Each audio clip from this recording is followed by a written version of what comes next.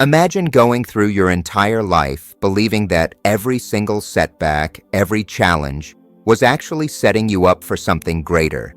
Now, I know that might sound like just another inspirational quote you scroll past, but here's the uncomfortable truth most people never face. You're not failing because life is unfair. You're failing because you've been taught to run from the very things that could make you unstoppable. The pain you avoid, the criticism you hate, the moments that tear at your pride, these are the exact fires the Stoics stepped into willingly, knowing that only what burns away the weak parts of you can reveal the strength beneath. So ask yourself, how much of your life have you spent avoiding the weight that would have made you unbreakable? Stay here, because what we're about to explore will challenge the way you see every obstacle, every loss, and every so-called failure. Welcome to Stoic Preview. If you're ready to live with purpose instead of excuses, make sure to subscribe, hit that like button, and share this with someone who needs to hear it.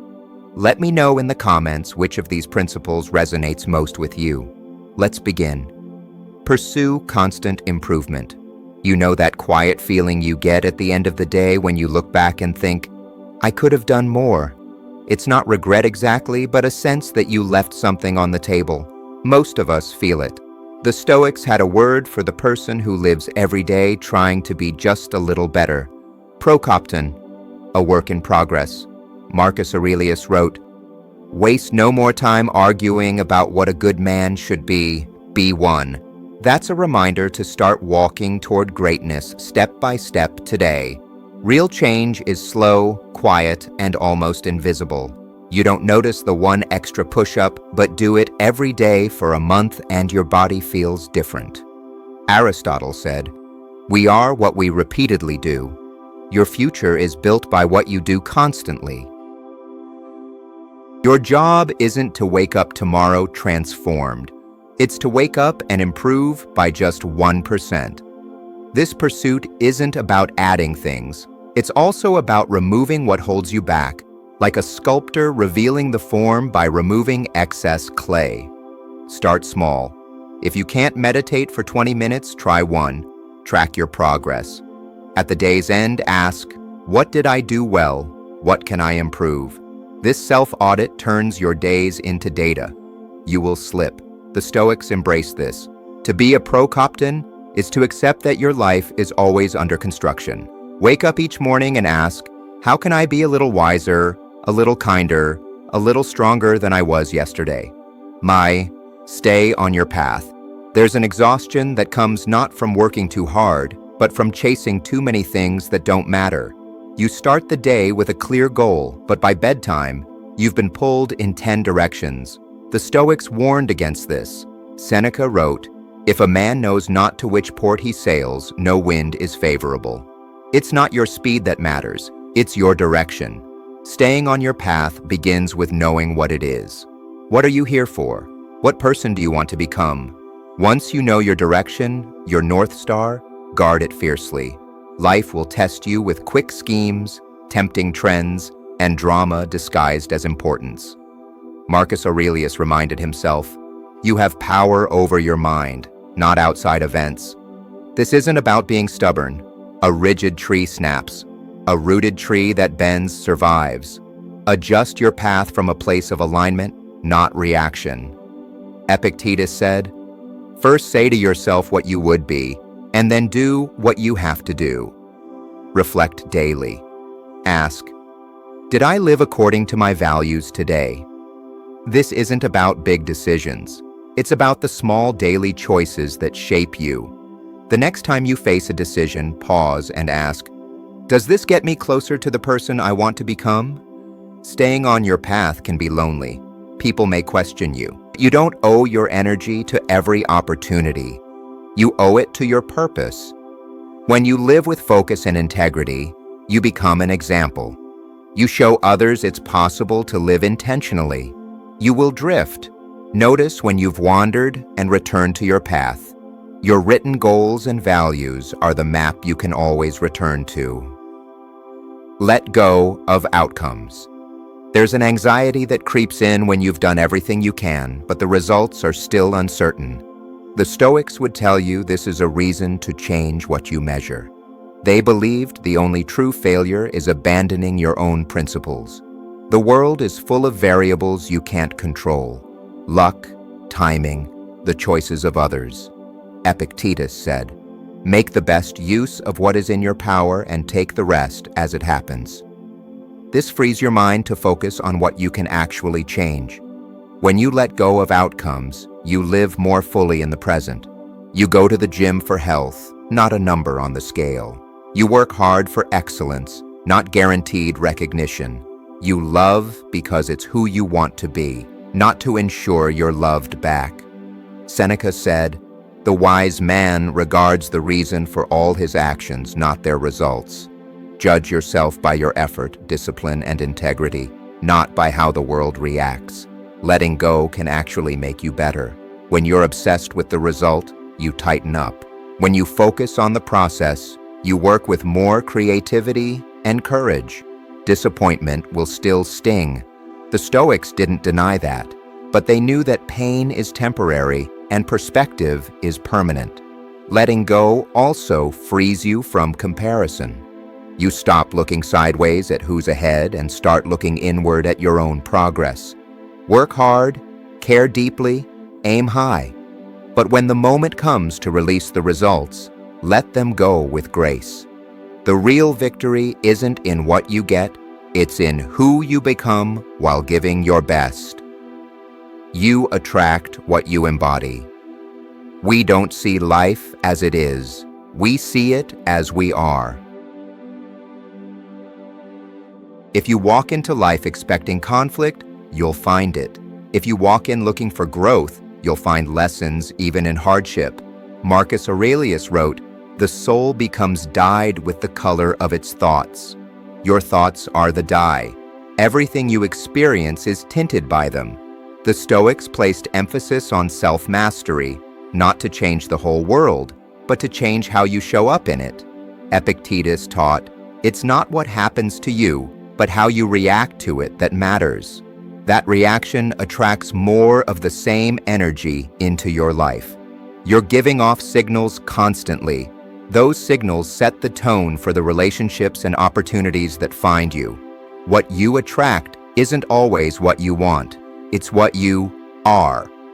This is where self-awareness is critical. The Stoics practiced daily reflection to examine their state of mind. If you don't check in, you risk living on autopilot with traits that silently shape your reality. Embodying what you want isn't about putting on a mask of positivity. It's about doing the inner work to align your thoughts, beliefs, and actions with your values. When you embody patience, you notice moments to practice it. When you embody gratitude, you notice blessings you overlooked. Choose one core virtue, wisdom, courage, justice, temperance, and practice it deliberately. Over time, these qualities become who you are, and your life begins to shift.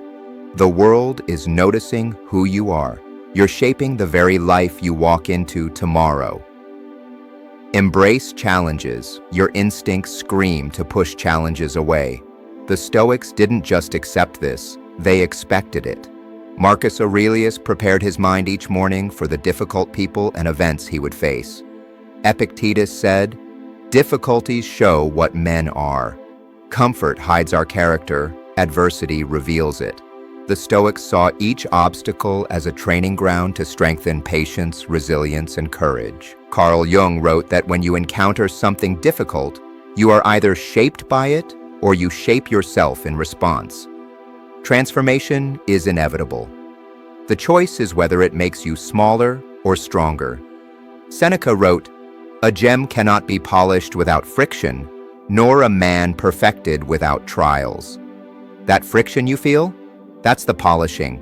Start to see every difficulty as a question. What is this moment trying to teach me? This shifts you from feeling like a victim to being a participant in your own growth. Your first reaction will be emotional. The Stoics asked you to notice it, pause, and then choose your next move with intention. That pause is where your power lives. Rehearse challenges in your mind before they arrive. This practice, premeditatio malorum, turns fear into familiarity. You can also deliberately put yourself in situations that stretch you. Make challenge a choice, and you'll fear it less when it arrives uninvited. Life's hardships aren't detours from the path. They are the path. They strip away the unnecessary and reveal what you're made of. Small steps, big impact. You see the mountain and convince yourself you can't climb it, so you don't take the first step. The Stoics understood that overwhelming goals are conquered in steady, deliberate steps. Marcus Aurelius wrote, "Don't waste the rest of your time here worrying about other people. It will keep you from doing anything useful." Small steps work because they shrink the goal until it's less intimidating. They create momentum, which builds confidence. They also build habits, the silent architects of your life. The modern world sells quick wins. The Stoics knew anything built quickly can fall apart just as fast. Give a skill 15 focused minutes a day instead of waiting for a perfect weekend. Small, steady actions avoid the burnout of trying to change everything at once. The beauty of small steps is that they compound. Each small choice is a brick. Over time, brick by brick, you build a fortress. Ask yourself each morning, what is one small thing I can do today that moves me forward? Write it down. Do it. The Stoics believed life is lived one present moment at a time. The danger is that small steps are easy to dismiss. Skipping one workout feels harmless, but these omissions compound too. Treat every small choice as significant because it's a vote for the person you are becoming. Redefine success. There's an emptiness that comes when you get the thing you thought would make you happy, only to realize it doesn't. The world tells us success is about having more, showing more, proving more. The Stoics believed success was an inner game. Marcus Aurelius, who had everything, wrote, "Very little is needed to make a happy life. It is all within yourself, in your way of thinking." His scoreboard was whether he acted with justice, courage, and wisdom. Most people measure their worth by comparison. Seneca reminded us that a man is happy not because of a large fortune, but because of a virtuous soul. Redefining success means shifting from outcome to process. Instead of "what can I get?" ask, "who can I become?" Measure yourself against your own potential. This isn't about rejecting ambition or materialism. It's about not being owned by those things. Epictetus said, "Wealth consists not in having great possessions, but in having few wants." Carl Jung observed, "The world will ask you who you are, and if you do not know, the world will tell you." Redefining success begins with answering that question yourself. You'll start to notice success in new places. A parent patiently teaching a child, an employee taking responsibility for a mistake. These moments build unshakable character. Set your own standards for a successful day. Did you have a difficult conversation with honesty? Show restraint in the face of anger? These are the building blocks of a meaningful life. Keep your mind on the work you can do now. 8. Reject. The need for approval. Dependence on approval is a quiet slavery. You edit your words, wear the right mask, and feel that if people disapprove, you're not enough.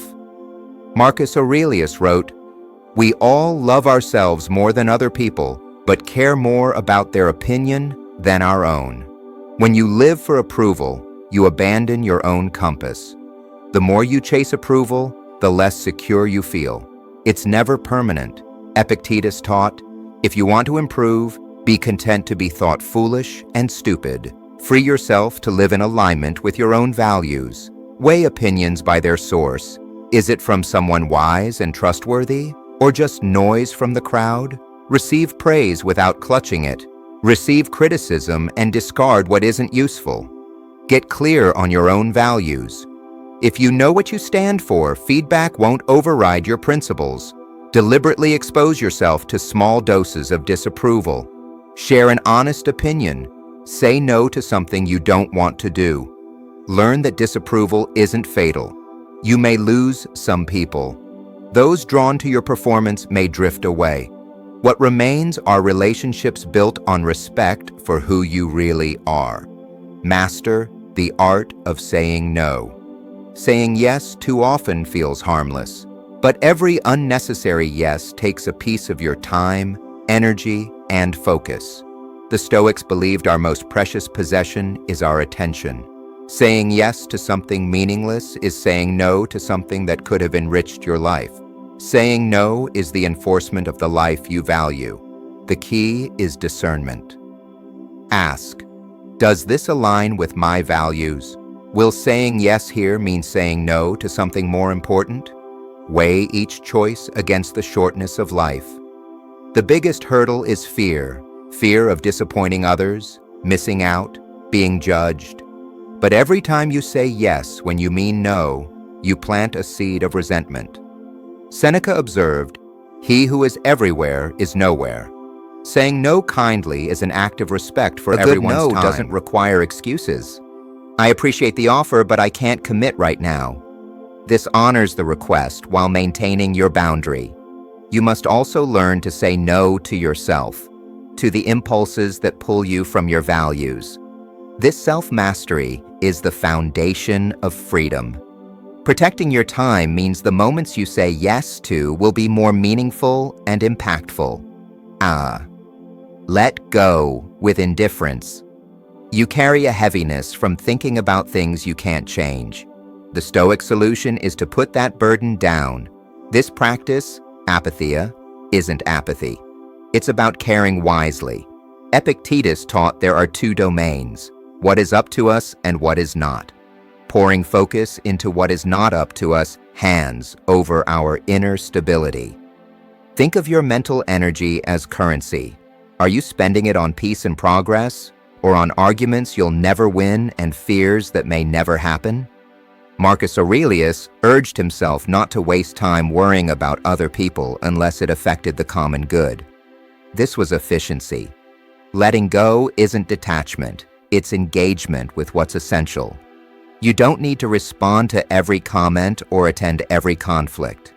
In our reactive world, this restraint is rebellious. Seneca wrote, "We suffer more in imagination than in reality." Pause before you react. Ask, is this mine to carry? If it isn't, set it down. This doesn't mean ignoring injustice. The Stoics believed in taking strong ethical action where they could. The difference is they didn't chain their peace of mind to the outcome. Practice in small ways. When the weather ruins plans, adapt instead of cursing. When someone cuts you off, refuse to stew over it. Each act builds the muscle to stay steady. There's humility in letting go. Accepting you are not the master of everything is liberating. You become less like a rigid wall and more like water, able to move around obstacles. There's an emptiness from holding back, from playing it safe with half your energy. The Stoics had no patience for half measures. A life worth living is lived with full intention. Marcus Aurelius wrote, "Concentrate every minute on doing what's in front of you with precise and genuine seriousness. The quality of your life is shaped by the quality of your attention. Giving your all is about sincerity, not perfection." Epictetus told his students to apply themselves wholly to what is necessary. When you decide something is worth your time, act as if it's the only thing that matters. People hold back from fear. The Stoics flipped this. The real failure is not showing up fully because you never discover what you're capable of. Choose carefully, then commit completely. Diluting your energy across too many pursuits means nothing thrives. Direct it toward fewer, deeply chosen goals to create the conditions for mastery. This requires constant self-examination. Ask, am I truly committed, or am I holding back? This honesty keeps you from slipping into mediocrity. Giving your all doesn't mean exhaustion. It's about depth, not recklessness. It's knowing when to rest so you can return with strength. At the end of the day, the measure of your life is in how deeply you engaged with what you chose to do. Ask why not. Most opportunities vanish because we never try. We tell ourselves stories about why we couldn't, shouldn't, or weren't ready. The why not mindset meets life with openness. It sees possibilities instead of obstacles. Often our hesitation isn't about the external situation. It's about internal limits we've accepted. Asking why not forces us to confront those limits. Is the obstacle real or a projection of my fear? The Stoics believed courage is willingness to act in spite of fear. This isn't about leaping into every whim. It's about asking, why not take this step if it serves my values, my growth, or the greater good? If the only answer is fear, that's your signal to move. Why not bypasses perfectionism? Readiness is an illusion. The path becomes clearer only when you start walking it. It comes with the possibility of failure. The Stoics were clear. The value is in the daring. Seneca said it's better to face the truth of failure than the grief of never trying. Start small. Why not speak up in the meeting? These small acts build the muscle of courage. Why not keeps life vibrant and injects curiosity back into your days. The cost of never asking why not is far greater than the cost of trying and failing. You can recover from a setback, but you can't recover the years spent on the sidelines. Marcus Aurelius wrote, "We should fear never beginning to live." The why not mindset is the antidote to that fear. Every moment is a chance to embody these Stoic truths in the way we think, act, and show up for ourselves and others. Thank you for walking this path with me on Stoic Preview. If this added value to your day, subscribe for more content like this. Likes this video and find sharing it with someone on their own journey of growth. I'd love to hear from you. Comment below and tell me which principle you're going to implement first. Until next time.